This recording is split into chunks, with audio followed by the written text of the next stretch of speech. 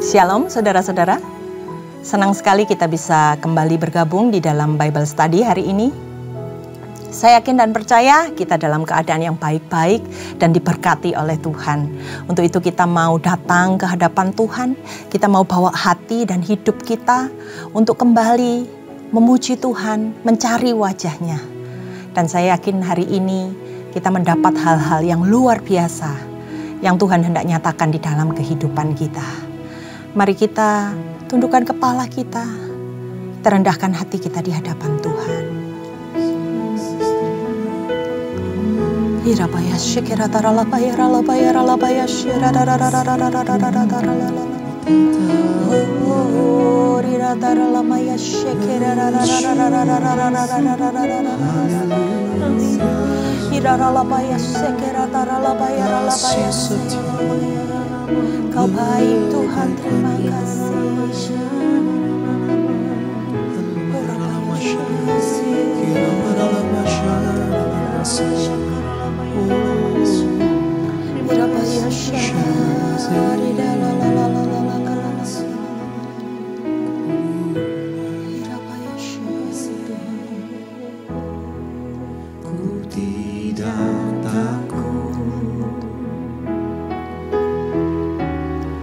Sebab Kau besertaku,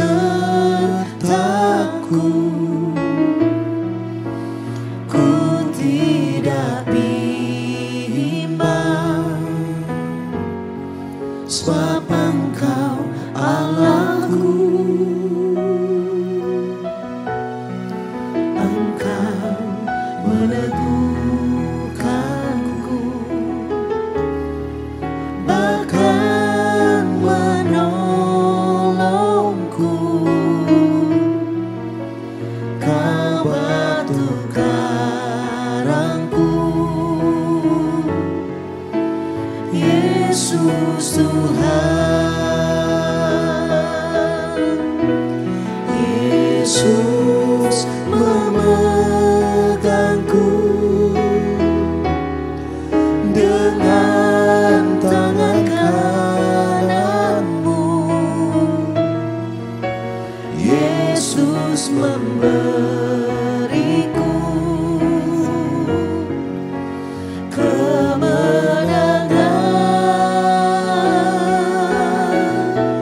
Yesus memegangku dengan tangan kananmu. Yesus memberiku kemenangan.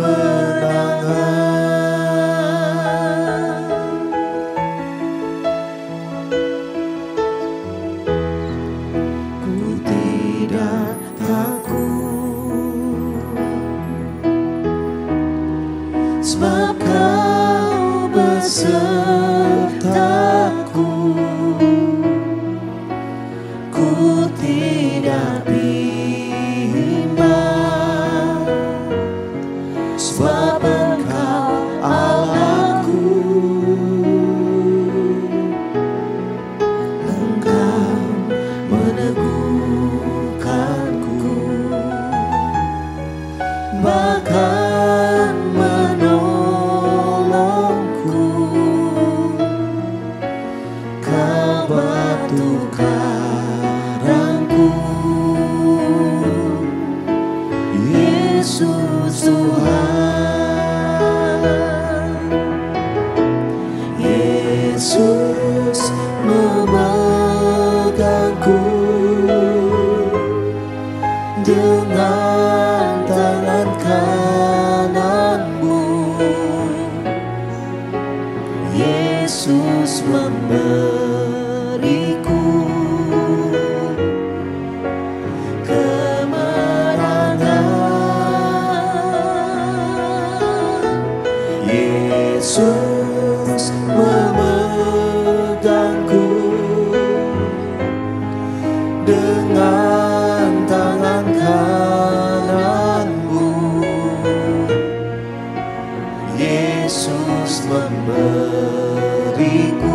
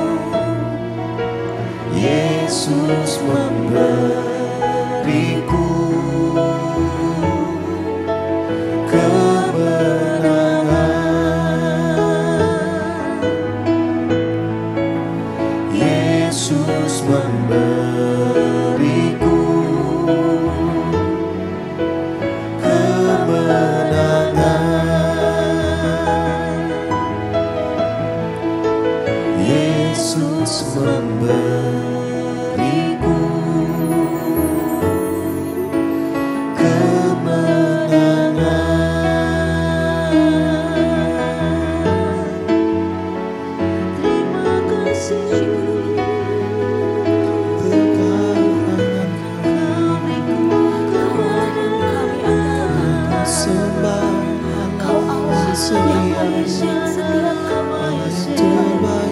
Kau yang memberi kami kehidupan. Semua ada dalam Engkau Tuhan. Semua ada dalam hidup kami.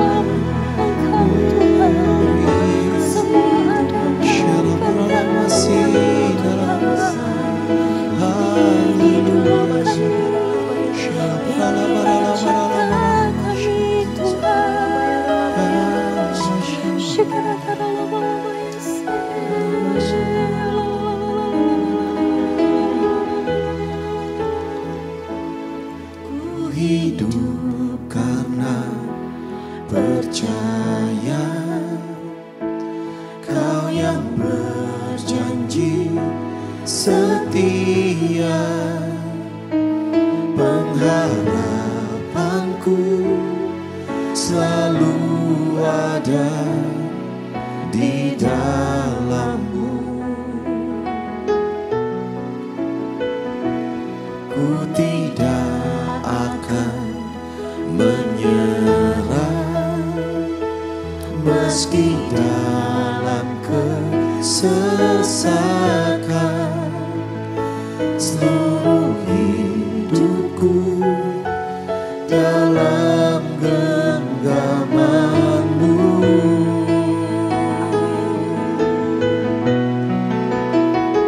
Aku punya Tuhan yang besar, yang telah berjanji dan sanggup menggenapi.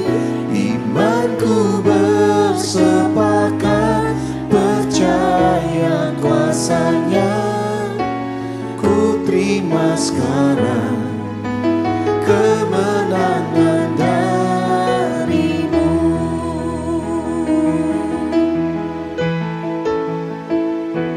Ku hidup karena percaya Kau yang berjanji setia, pengharapanku selalu ada di dalam-Mu. Ku tidak akan menyerah meski dalam kesesakan. Seluruh hidupku dalam genggaman-Mu.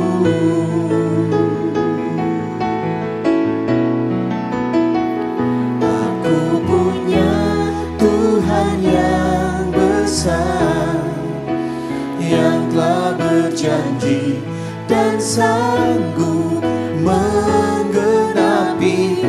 Imanku bersepakat percaya kuasa-Nya. Ku terima sekarang kemenangan dari-Mu.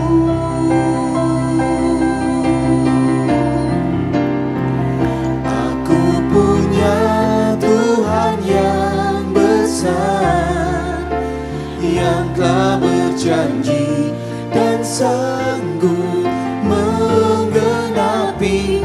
Imanku bersepakat percaya kuasa-Nya.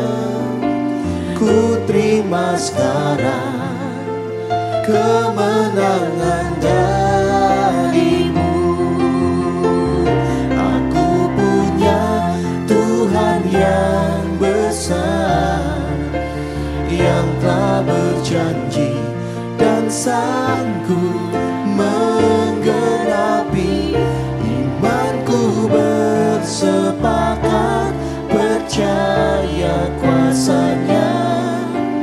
Ku terima sekarang kemenangan dari-Mu. Ku terima sekarang kemenangan dari-Mu.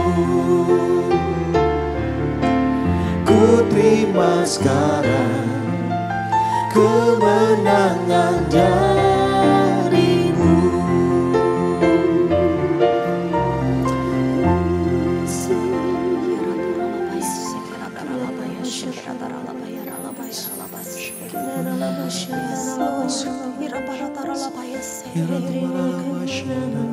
Kami punya Allah yang besar.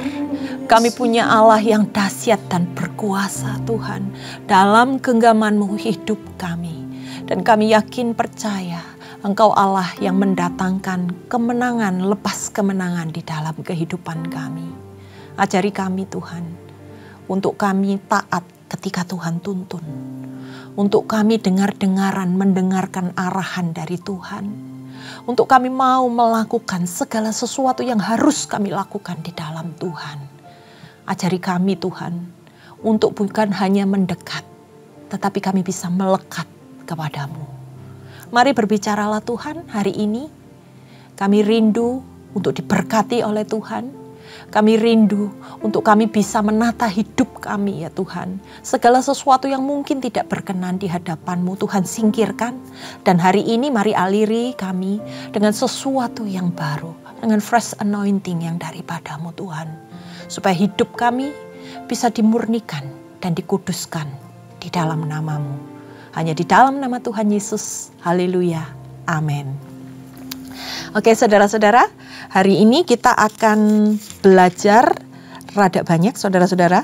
Jadi ada 37 pasal dari 2 Tawarikh ayatnya yang ke-20. Di sini dikatakan adalah akhir pemerintahan Raja Yosafat. Apa saja yang dia lakukan di akhir-akhir masa hidupnya. Apakah dia masuk di dalam sebuah kesalahan kembali? Karena kalau kita baca di raja-raja itu ya, tadinya berkenan di hadapan Tuhan, tapi akhirnya endingnya dia melakukan kesalahan. Nah, kita lihat, kita sama-sama akan merenungkan firman Tuhan hari ini. Mari kita baca di dalam 2 Tawarikh ayat 20 dengan perikop kemenangan atas Moab dan Amon akhir pemerintahan Yosafat. Setelah itu, Bani Moab dan Bani Amon datang berperang melawan Yosafat bersama sepasukan orang Meunim. Datanglah orang memberitahukan Yosafat, suatu laskar yang besar datang dari sebelah Laut Asin, dari Edom, menyerang tuanku. Sekarang mereka di Haseson Tamar, yakni En-Gedi. Dan lihat saudara-saudara, Yosafat menjadi takut, lalu mengambil keputusan untuk mencari Tuhan. Ia menyerukan kepada seluruh Yehuda supaya berpuasa. Jadi yang menyerang mereka adalah orang-orang Moab dan Bani Amon. Nah, orang Moab ini adalah orang-orang yang memang menjadi musuh orang bangsa Israel, istilahnya musuh bebuyutan. Sedangkan Bani Amon ini adalah orang-orang yang lahir dari garis keturunan Lot pada zaman itu. Nah, dikatakan ada orang yang menyampaikan kepada Raja Yosafat bahwa ada suatu ancaman besar yang membuat Raja Yosafat menjadi sangat takut. Tapi kita perhatikan apa yang dilakukan oleh Raja Yosafat, raja yang luar biasa. Ketika dia berada di dalam ketakutan, Yosafat mencari Tuhan. Bahkan dia mengajak seluruh rakyatnya, menyerukan, mari kita berpuasa. Itu menekankan kepada apa saudara-saudara? Kepada kesungguhan hati. Ketika mereka masuk di dalam masalah, mereka bersungguh-sungguh. Bukan sekedar berdoa, tetapi mereka berpuasa untuk mencari Tuhannya. Ada sebuah kebutuhan yang mendesak di dalamnya. Nah, kita lanjut apa isi dari doa Yosafat tersebut. Dan Yehuda berkumpul untuk meminta pertolongan dari Tuhan. Mereka datang dari semua kota di Yehuda untuk mencari Tuhan.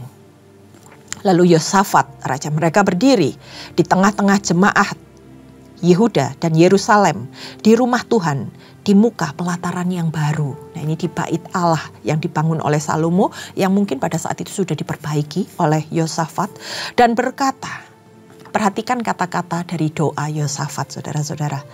Ya Tuhan Allah nenek moyang kami, bukankah Engkau Allah di dalam sorga? Bukankah Engkau memerintah atas segala kerajaan bangsa? Kuasa dan keperkasaan ada dalam tangan-Mu, sehingga tidak ada seorang pun yang dapat bertahan melawan Engkau. Bukankah engkau Allah kami yang menghalau penduduk tanah ini dari depan umatmu Israel dan memberikannya kepada keturunan Abraham sahabatmu itu untuk selama-lamanya? Lalu mereka mendiami tanah itu dan mendirikan bagimu tempat kudus untuk namamu. Kata mereka, perhatikan di ayat yang ke-9. Bila sesuatu malapetaka menimpa kami, yakni pedang, penghukuman, penyakit sampar, atau kelaparan, kami akan berdiri di muka rumah ini dan di hadapanmu karena namamu tinggal di dalam rumah ini. Dan kami akan berseru kepadamu di dalam kesesakan kami sampai engkau mendengar dan menyelamatkan kami. Sekarang lihatlah, Bani Amon dan Moab dan orang-orang dari pegunungan Seir ini. Ketika orang Israel datang dari tanah Mesir, engkau melarang mereka memasuki negerinya. Oleh sebab itu mereka menjauhinya dan tidak memusnahkannya. Lihatlah, sebagai pembalasan mereka datang mengusir kami dari tanah milik yang telah engkau wariskan kepada kami. Ya Allah kami, tidakkah engkau akan menghukum mereka? Karena kami tidak mempunyai kekuatan untuk menghadapi laskar yang besar ini yang datang menyerang kami. Kami tidak tahu apa yang harus kami lakukan, tetapi mata kami tertuju kepadamu. Sementara itu, seluruh Yehuda berdiri di hadapan Tuhan, juga segenap keluarga mereka dengan istri dan anak-anak mereka. Itu adalah isi dari doa yang dinaikkan Raja Yosafat ketika dia di dalam tekanan, ketika dia mengalami ketakutan. Dia menaikkan doa. Kalau saudara-saudara perhatikan, isi doa permohonan Yosafat bersama bangsa Yehuda saat itu yang mereka naikkan dalam rumah Tuhan yang dibangun oleh Salomo. Raja Yosafat sedang mengulang doa yang pernah dinyatakan oleh Raja Salomo waktu pentahbisan bait suci. Yaitu tadi yang di ayat 9. Bahwa ketika suatu malapetaka menimpa kamu, apapun itu, dikatakan kami akan berseru kepadamu di dalam kesesakan kami sampai engkau mendengar dan menyelamatkan kami. Saudara-saudara, ini adalah hal yang luar biasa. Ketika dia berada di dalam tekanan, dia menaikkan permohonan kepada Tuhan, meminta kemurahan Allah. Dia mengingat segala sesuatu yang pernah dilakukan oleh nenek moyangnya. Dia mengakui bahwa ketika mereka tidak memiliki yang namanya kekuatan, mereka hanya bisa mengandalkan Tuhan. Inilah iman yang diajarkan oleh Asa, ayah dari Yosafat. Dan dia mengingat apa yang dilakukan oleh nenek moyangnya. Dan hari itu ketika dia memerlukan, dia naik ke hadapan Allah. Dia memohon perkenanan Tuhan.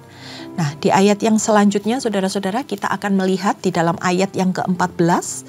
Lalu Yahasiel bin Zakaria bin Benaya bin Matanya, seorang Lewi dari Bani Asaf, dihinggapi roh Tuhan di tengah-tengah jemaah. Dan berseru, camkanlah hai seluruh Yehuda dan penduduk Yerusalem dan tuanku Raja Yosafat. Beginilah firman Tuhan kepadamu, janganlah kamu takut dan terkejut karena laskar yang besar ini. Sebab bukan kamu yang akan berperang, melainkan Allah. Besok haruslah kamu turun menyerang mereka. Mereka akan mendaki pendakian Ziz dan kamu akan mendapati mereka di ujung lembah, di muka padang gurun Yeruel. Dalam peperangan ini tidak usah kamu bertempur. Hai Yehuda dan Yerusalem, tinggallah berdiri di tempatmu dan lihatlah bagaimana Tuhan memberikan kemenangan kepadamu. Janganlah kamu takut dan terkejut. Majulah besok menghadapi mereka. Tuhan akan menyertai kamu. seorang Bani Lewi, seorang imam yang mendapat sebuah nubuatan, penglihatan tentang apa yang akan mereka alami pada saat peperangan tersebut. Bagaimana mereka berdiam, mereka menantikan Allah dan Allah yang berperang untuk memberikan kemenangan di pihak mereka. Dia berusaha menjabarkan apa yang akan Allah lakukan dalam peperangan tersebut. Dia tahu bahwa Allah lah yang menuntun dan memimpin mereka. Dan dia katakan, jangan takut karena kemenangan ada dalam pihakmu. Di ayat yang ke-18, lalu berlututlah Yosafat dengan muka ke tanah. Seluruh Yehuda dan penduduk Yerusalem pun sujud di hadapan Tuhan dan menyembah kepadanya. Saudara-saudara, kita lihat seorang raja menundukkan diri di hadapan Tuhan, menyembah Tuhan bersama dengan rakyatnya. Kemudian orang Lewi dari Bani Kehat dan Bani Korah bangkit berdiri untuk menyanyikan puji-pujian bagi Tuhan Allah Israel dengan suara yang nyaring. Raja bersujud, lalu kemudian pemimpin-pemimpin pujian menaikkan pujian penyembahan di hadapan Tuhan. Dan itu menggetarkan hati Tuhan. Mereka tahu apa yang bisa diperbuat untuk menyenangkan hati Tuhan. Dan Tuhan tahu, Tuhan bergerak di sana. Di ayat yang ke-20, keesokan harinya pagi-pagi mereka maju menuju padang gurun Tekoa. Ketika mereka hendak berangkat, berdirilah Yosafat dan berkata, dengar hai Yehuda dan penduduk Yerusalem, percayalah Tuhan Allahmu dan kamu akan tetap sungguh. Percayalah kepada nabi-nabinya dan kamu akan berhasil. Setelah itu ia berunding dengan rakyat. Ia mengangkat orang-orang yang akan menyanyikan nyanyian untuk Tuhan dan memuji Tuhan dalam pakaian kudus yang semarak pada waktu mereka keluar di muka orang-orang bersenjata sambil berkata, nyanyikanlah nyanyian syukur bagi Tuhan, bahwasanya untuk selama-lamanya kasih setianya. Yang dikeluarkan oleh Yosafat adalah penghiburan untuk meneguhkan hati pasukannya. Dia berdiri di hadapan pasukannya. Dia menguatkan dan meneguhkan hati mereka. Sambil perhatikan saudara-saudara, dia nggak mengangkat senjata yang begitu hebat luar biasa. Tapi dia mengatur orang-orang yang akan menaikkan nyanyian syukur bagi Tuhan. Sebelum berperang, dia sudah mengimani. Karena dia tahu melalui nubuatan yang disampaikan oleh seorang dari Bani Lewi bahwa Tuhan yang akan memberikan kemenangan bagi mereka. Maka dia menaikkan ucapan syukur. Perhatikan bagaimana sebuah pujian ini menjadi suatu bagian yang penting dan sakral ketika mereka, bangsa Israel itu, harus maju berperang menghadapi musuh. Strategi yang dipakai adalah strategi yang berasal daripada Tuhan. Dan hal ini selalu dipergunakan bahkan oleh setiap panglima-panglima perang yang luar biasa yang kita pelajari melalui kitab-kitab ini. Sebelum mereka maju ke medan perang, ke medan pertempuran, yang mereka lakukan adalah menaikkan pujian penyembahan. Bagaimana pujian penyembahan ini menjadi pembuka jalan saat kita mengalami suatu peperangan, saat kita mengalami suatu pergumulan. Naikkan pujian penyembahan. Di situ roh kita berhubungan dengan roh Tuhan. Dan Tuhan pasti akan menjawab setiap pergumulan kita. Di ayat yang selanjutnya kita baca. Ketika mereka mulai bersorak-sorai dan menyanyikan nyanyian pujian, dibuat Tuhanlah penghadangan terhadap Bani Amon dan Moab dan orang-orang dari pegunungan Seir yang hendak menyerang Yehuda, sehingga mereka terpukul kalah. Yang kerja siapa saudara-saudara? Yang bekerja adalah Tuhan. Tuhan mengadakan penghadangan terhadap musuh mereka, sehingga musuh mereka terpukul kalah. Bayangin saudara-saudara, hanya sebuah pujian dan sorak-sorai melalui nyanyian mereka, mereka bisa sanggup mengalahkan musuh. Ini hal yang luar biasa. Seorang raja yang hebat ketakutan, gentar menghadapi musuh. Tapi Tuhan mengadakan suatu perkara yang luar biasa yang membuat mereka melihat betapa dahsyatnya Tuhan Allah yang mereka sembah. Di ayat yang ke-23. Lalu Bani Amon dan Moab berdiri menentang penduduk pegunungan Seir, hendak menumpas dan memunahkan mereka. Segera sesudah mereka membinasakan penduduk Seir, mereka saling bunuh-membunuh. Coba bayangin saudara-saudara, seolah-olah dibingungkan sama Tuhan sehingga mereka saling bunuh-membunuh. Ketika orang Yehuda tiba di tempat peninjauan di padang gurun, mereka menengok ke tempat laskar itu. Tampaklah semua telah menjadi bangkai berhantaran di tanah. Tuhan tadi bilang, kamu hanya menontonnya saja dan berdiam diri. Tidak ada yang terluput dari peperangan tersebut. Lalu Yosafat dan orang-orangnya turun untuk menjarah barang-barang mereka. Mereka menemukan banyak ternak, harta milik, pakaian, dan barang-barang berharga. Yang mereka rampas itu lebih banyak daripada apa yang dapat mereka bawa.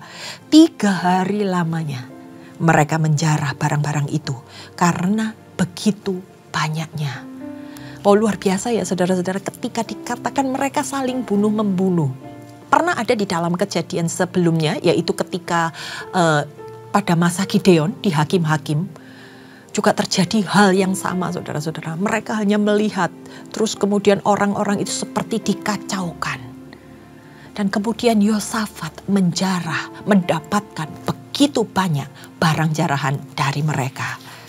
Di ayat yang ke-26, pada hari keempat mereka berkumpul di lembah pujian.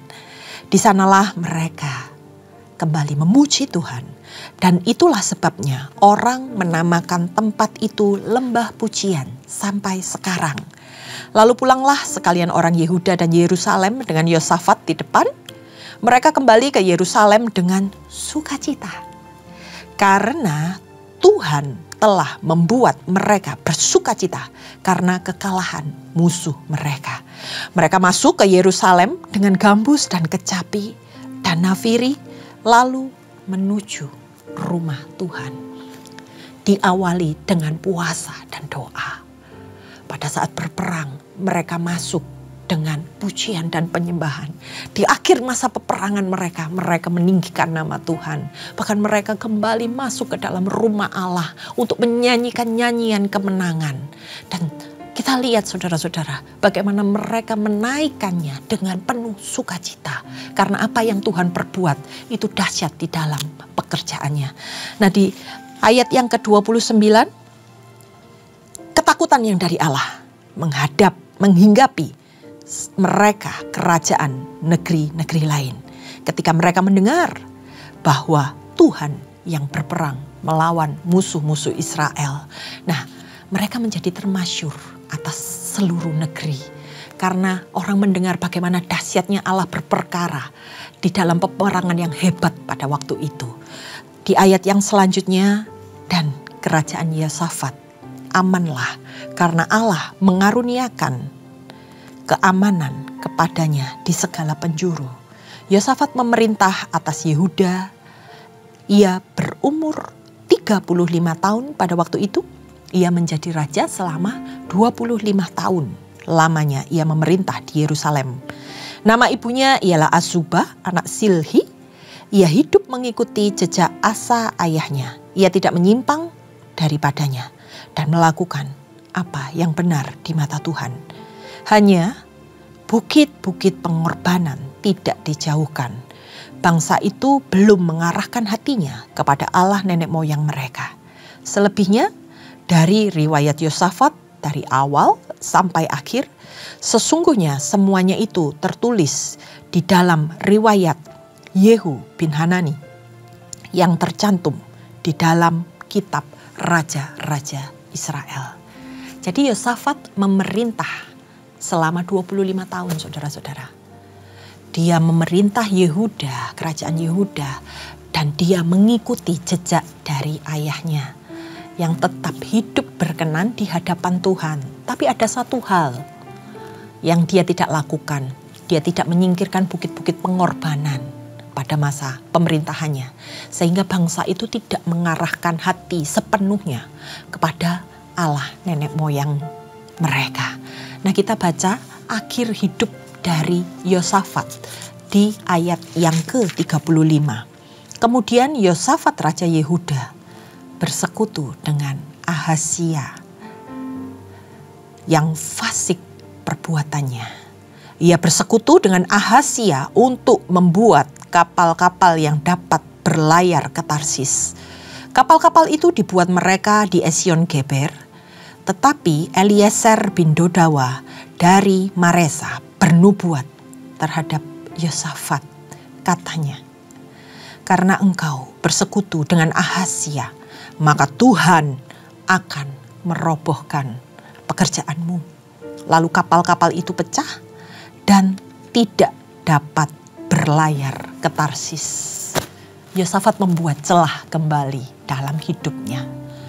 Dia bersekutu kembali dengan Ahazia putra Ahab, sehingga membuat Allah tidak berkenan dengan apa yang dia kerjakan. Dan Allah merobohkannya. Yang dilakukan oleh Allah adalah kapal-kapal tersebut pecah. Karena Allah tidak merestui persekutuan yang dilakukan oleh Yosafat dengan Ahazia. Saudara-saudara, kalau dari 2 Tawarikh 20 ini, apa yang bisa kita pelajari? Ada beberapa poin penting yang perlu kita pelajari. Bagaimana Yosafat mengajak para rakyatnya ketika di dalam lembah kekelaman, di dalam ketakutan. Mereka diajak untuk berdoa dan berpuasa. Bukan pasukannya saja, tetapi seluruh rakyatnya beserta dengan keluarganya. Di sana dia mengingatkan Allah atas doa dari Raja Salomo saat pentahbisan bait Allah. Untuk mengingatkan Allah akan janjinya. Allah pernah berjanji bila mana mereka mengalami suatu malapetaka, ketika mereka berseru kepada Tuhan di dalam rumah Tuhan, maka Tuhan akan mendengar dan menyelamatkan mereka. Bukankah sampai hari ini kuasa doa itu juga masih berlaku di dalam kehidupan orang percaya? Saat kita masuk di dalam permasalahan, saat kita ada di dalam kesesakan, pergumulan, arahkan hatimu. Minta pertolongan dari Tuhan. Maka Tuhan akan menjawab segala pergumulanmu itu. Dan saya yakin dan percaya kita semua akan menerima kemenangan yang berasal dari Tuhan. Dan yang kedua, saudara-saudara, bagaimana pentingnya sebuah pujian penyembahan yang dapat membuka jalan buat kita, yang dapat menghubungkan kita dengan Allah yang dahsyat dan luar biasa, dan membuat kita untuk memenangkan setiap peperangan yang kita hadapi. Bahwa pujian penyembahan itu bukan hanya sekedar kita melantunkan suatu melodi, tetapi apa yang ada, yang timbul dari hati kita, yang kita imani, yang kita nyatakan kepada Allah. Dan Tuhan akan melihat bagaimana kesungguhan hati kita waktu kita memuji dan menyembah Dia. Di situ ada koneksi. Di situ kita bisa melihat bagaimana Allah itu bisa bekerja dalam setiap hal yang kita hadapi. Gak perlu kita harus ada di dalam sebuah peperangan. Pada saat pagi hari, kita tahu, kita gak akan ngerti apa yang terjadi pada hari itu. Tapi yuk kita naikkan pujian, penyembahan buat Tuhan, yang menyenangkan hati Tuhan. Kami gak tahu apa yang akan terjadi hari ini. Medan pertempuran apa yang harus kami taklukkan. Tapi kami mau mengawalinya, kami mau membuka dengan nyanyian syukur. Dan kami percaya kemenangan itu menjadi bagian di dalam kehidupan kami. Itu yang diajarkan oleh orang-orang yang dipakai Tuhan secara luar biasa. Dan yang ketiga, saudara-saudara, kita bisa belajar seorang raja yang luar biasa.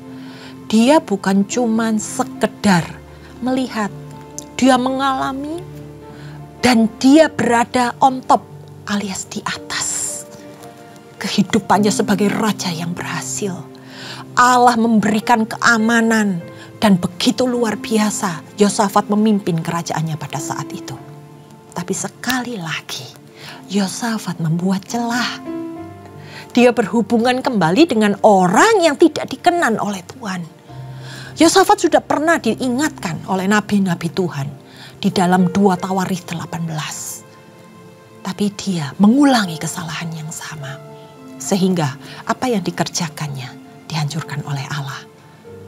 Untuk memulai segala sesuatu, mari kita tanya kepada Tuhan. Untuk supaya kita bisa terhindar dari segala sesuatu yang menimbulkan murka Allah. Demikian apa yang bisa kita pelajari dari firman Tuhan hari ini. Dan kiranya bisa menjadi berkat. Untuk itu mari kita tundukkan kepala, kita datang kepada Tuhan. Terima kasih Tuhan, kalau kami boleh belajar kembali Tuhan. Biar apa yang kami pelajari hari ini mengingatkan kami.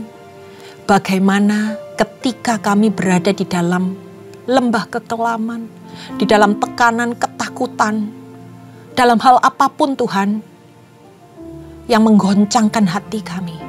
Kami boleh datang di hadapan-Mu. Dan Engkau mengingatkan kepada setiap kami. Untuk menggunakan senjata. Yaitu melalui pujian penyembahan yang kami naikkan di hadapan-Mu.